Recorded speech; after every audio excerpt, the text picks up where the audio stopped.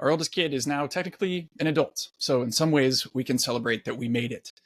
But if I could go back in time, there's one regret that I have as a parent. I let him have a phone too early.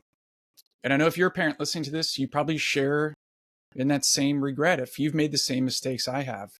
I wish we didn't give it to him so early. Now, to be fair, it was during COVID. We wanted him to connect with his friends.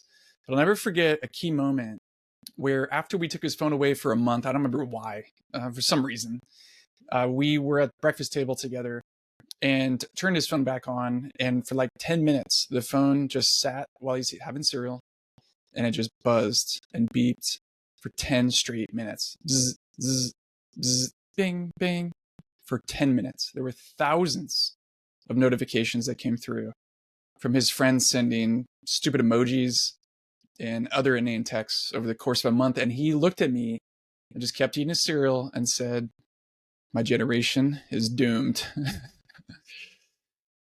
You've probably seen the headlines lately. The Surgeon General of the United States wants to urge Congress to make a mandatory warning label similar to what they put on for cigarettes and smoking for the harms of social media. And yes, social media can have its impact on kids in terms of their physiology. There's lots of problems that come with social media, but I don't think the problems that how it impacts their sleep or facilitates cyberbullying or even be exposed to harmful content, I don't think those are the major concerns. From my perspective, there's a much larger concern. Social media for our kids distorts reality. And I think it threatens to undermine everything that we care about for our kids. Now, let me get into this. I think that social media offers and facilitates three fallacies about how life works. And as much as you try to train your kids and teach them your values, if they're exposed to social media over the course of years, they're going to be taught that the way that life works, especially if you want to live a good life, you have to have one of three things. You need to, here's what social media teaches, you need to accumulate more resources. Then life will be good. You need to accomplish more for your resume. If you can do that, you'll be better off. You need to impress others to improve your reputation. Resources, resume, and reputation, those are the three lies of this world that's specifically facilitated by social media. Everywhere you go, whether it's luxurious golf trips with a bunch of buddies, the course you love to play, speaking personally here, maybe it's college acceptance videos on YouTube, maybe it's job status updates on LinkedIn. No matter where your kid goes on social media, they're going to be taught that and reinforced that those three fallacies are the way that life works. But it threatens to undermine everything that you've taught your kids and everything that wisdom has taught us through the ages, as well as research has proven that life does not work when you try to accumulate more, build more reputation, build more resources, or to build your resume. Instead, what we have discovered and learned from my over 2 decades of working with emerging adults, of countless thousands of hours spent researching, not to mention the hundreds and thousands of years of research, says that everyone, in order to live life well, needs a well-grounded identity, an authentic, accepting community, and a sense that your life is going to be effective towards the greater good. Identity, purpose, and belonging are the three big things. Those are the big psychological needs that your kids have. And those psychological needs cannot be accomplished if you try to pursue resume, resources, or reputation. In fact, you'll get the opposite. That will lead to, it will yield worse mental health, a whole host of problems. And you'll not only never reach your potential in terms of achievements, you'll also never be as fulfilled as you could be. These are the realities of life and research and fact, and we know it deep down in our souls. So what do? We need to, as parents, as people who care about kids, learn to see social media for what it really is. It's a distortion and a distraction. We need to learn to help the kids that we care about reflect on what's really true.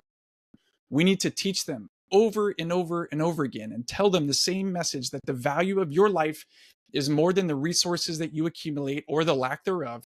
Your resume does not paint an accurate picture of your potential. And regardless of your reputation, you are a unique person worth knowing.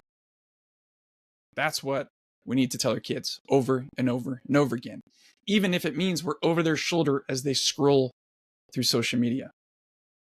Yusko was born the same year that it became normal in our country for teenagers to have smartphones.